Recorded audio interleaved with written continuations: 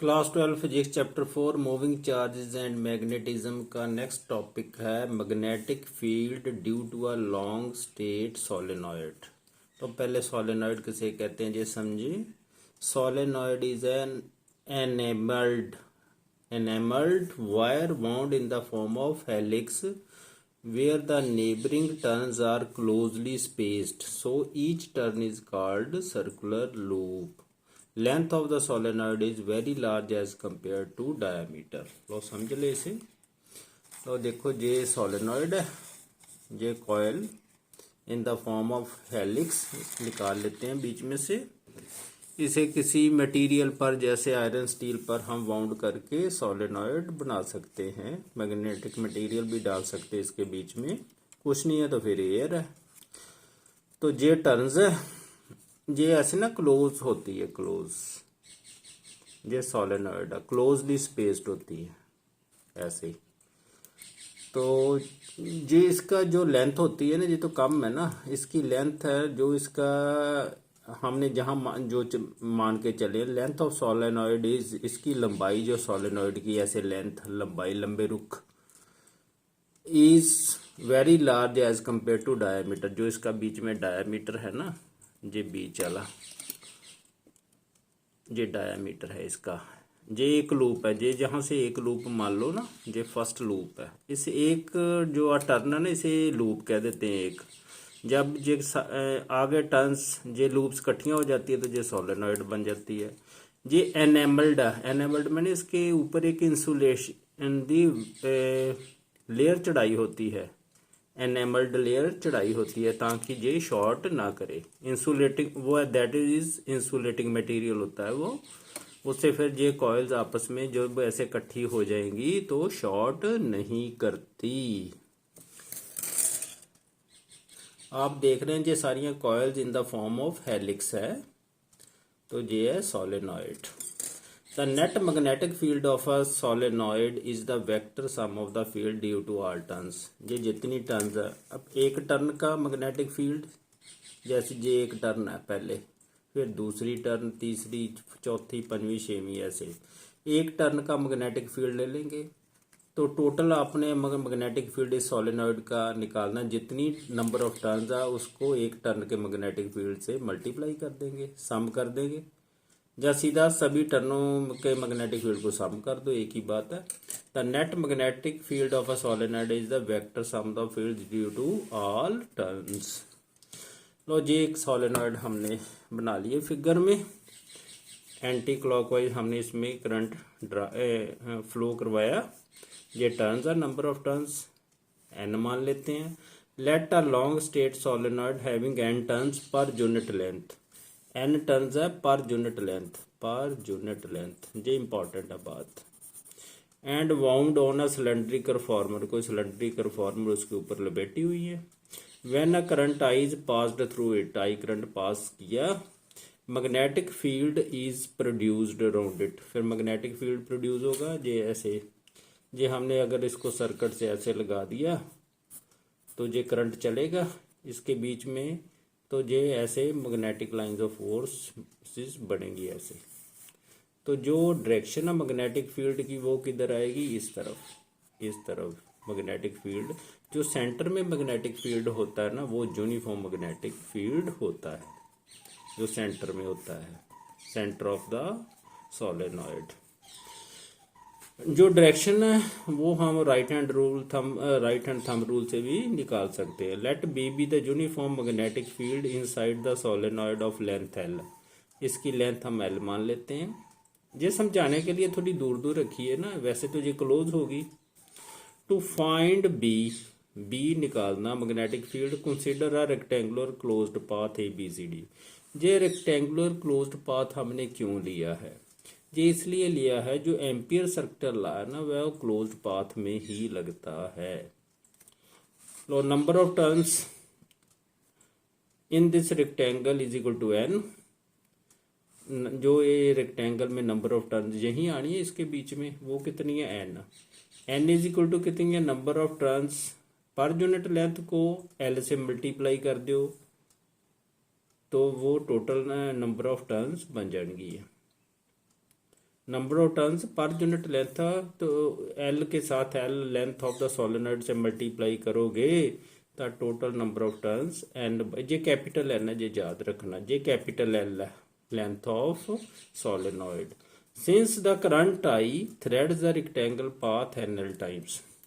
और जो current I है ना, जो इसमें चल रहा है एक इसमें ऐसे, तो कितनी टर्न्स है, जितनी टर्न है एन एल टर्न्स है तो एन एल टाइम्स ही चलना है, फ्लो करना है इसमें, ऐसे घूम घूम के जाएगा ना आगे आगे, तो कितनी बार चला, N L times. The total current threading the rectangular path is equal to N L, उसको आई से मल्टीप्लाई कर दिया, करंट से मल्टीप्लाई, एन एल जे हमारे पास है, N L times multiplied by I. अब एम्पियर सर्किट लॉ लगाएंगे। Line integral of B dot D L is equal to mu naught N L I, इसे 1 नंबर डाल लो। ये हमने ये पीछे की हमने फार्मूला किया था ऐसे, line integral of B dot D L is equal to mu naught I किया था ना, तो जहाँ ये एक क्लोज लूप का ऐसे वहाँ किया था, ऐसे एक क्लोज्ड पाथ था हमारे पास, जहाँ तो क्लोज्ड पाथ, जहाँ जो टर्न्स है जो इतनी है ना एन एल, जो करंट है ना इसमें वो कितना है, टोटल करंट लेना ना, एन एल आई है वो, जहाँ तो आई था करंट, तो जहाँ करंट कितना, एन एल आई, ये बात याद रखनी है, इसे 1 नंबर डाल लो। अब ये जो क्लोज्ड सर्किट है कितना जा रहा, ए बी सी डी, तो तभी यहाँ ए बी सी डी लिख लिया। ये line integral B dot D L A B C D, इसमें इसको ब्रेक करते हैं हम, A to B B dot D L plus B to C to D to A, ऐसे B to C B dot D L, C to D B dot D L, D to A B dot D L, vector की form में है। और इसमें कुछ values देखें कैसे, direction of B is perpendicular to B C and A D, जो B की डायरेक्शन है वो बी सी के, जे बी सी है ना और जे ए डी है, इन दोनों के जे परपेंडिकुलर है, जे डी एल, अगर इसको इधर लेंथ जो इधर मान ले B C length, D L जे दोनों की है बी के परपेंडिकुलर है, इसका मतलब कितना एंगल बन गया 90 डिग्री, तो कॉस 90 किसके बराबर होता है, जब बी डॉट डी एल है ना, तो बी डॉट डी एल किसके बराबर होता है, B L D L cos कितना बन गया 90 डिग्री, कॉस 90 कितना होता है 0, बी डी एल को 0 से मल्टीप्लाई करेंगे तो 0 बन जाएगा। इसका मतलब इसकी 2 वैल्यू 0 बन जानी है, एक B C B dot D L जे वाली बी सी वाली और एक ए डी वाली, तो बी सी इंटेग्रल तो ए डी इंटेग्रल जे किसके बराबर आ गए 0 के बराबर, क्यों, B is perpendicular to B C and A D, तो कॉस 90 डिग्री 0 होता है, because length of the solenoid is much larger than diameter. आगे नेक्स्ट, जो लेंथ है ना सोलेनॉइड की वो डायमीटर से बहुत बड़ी है, therefore magnetic field outside the solenoid is almost 0, जो बाहर बार मैग्नेटिक फील्ड बन रहा है ना सी डी पर, वो कितना होगा 0 होगा, इसलिए C to D line integral B dot D L कितना होगा 0 होगा, क्योंकि जहां बी 0 होगा इसलिए B dot D L is equal to 0 बन गया, जे integral C to D L गुना 0 इक्वल टू 0। अब ये वैल्यूज हम जहां पुट कर देते हैं, इसमें केवल A to B dot D L ही बचना, बाकी तीनों वैल्यूज 0 बन गया, B to C B dot D L, D to A B dot D L integral, दोनों इंटेग्रल 0 आते, C to D B dot D L ये भी 0 है, तो ये एक वैल्यू ही बचनी है, बाकी 0 आ गए। लो A B C D line integral B dot D L is equal to A to B dot D L integral plus 0 plus 0 plus 0, तो ये वैल्यू आ गई, जो B dot D L closed loop का इंटेग्रल आ गया, A B C D is equal to A to B dot D L, ये result आ गया। अलोंग पाथ ए बी, अब पाथ ए बी, ये ए बी पाथ हम देख रहे हैं, इसमें बी और डी एल दोनों चेक करें, along path AB, B and DL have same direction, therefore the angle between B and DL is 0। तो जो angle between B and DL होगा 0 होगा। कहने का मतलब जो DL है ये लेंथ लाइन ऑफ इंटेग्रल है ना, अगर जहां हम छोटा जो एलिमेंट ले लें DL ऐसे, इसकी डायरेक्शन भी इधर है, B की डायरेक्शन भी इधर है, दोनों एक ही डायरेक्शन में है, तो इसके बीच में एंगल कितना आ गया, 0 का आ गया ना। तो यही बात कह रहा है जहां, तो ये बी डी एल कॉस 0 बन गया। A to B line integral A to B D L 0 की वैल्यू 1 होती है।